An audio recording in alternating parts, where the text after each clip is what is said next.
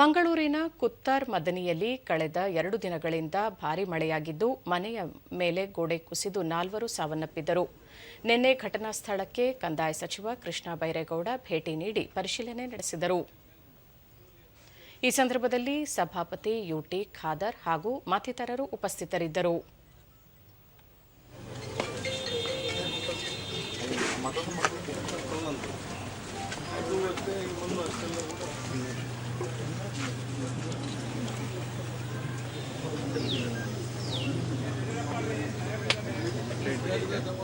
ಈಗ ಮಾನ್ಯ ಸ್ಪೀಕರ್ ಅವರು ಇತ್ತೀಚೆಗೆ ಒಂದು ಸುದ್ದಿಗಾರರೊಂದಿಗೆ ಸರ್ಕಾರ ಮಳೆಗಾಲದಲ್ಲಿ ಭೂಕುಸಿತ ಅಪಾಯಗಳ ಬಗ್ಗೆ ಜಾಗೃತಿ ಮೂಡಿಸುವ ಮೂಲಕ ಜೀವಹಾನಿ ತಡೆಯಲು ಸಾಧ್ಯವಾಗುತ್ತದೆ.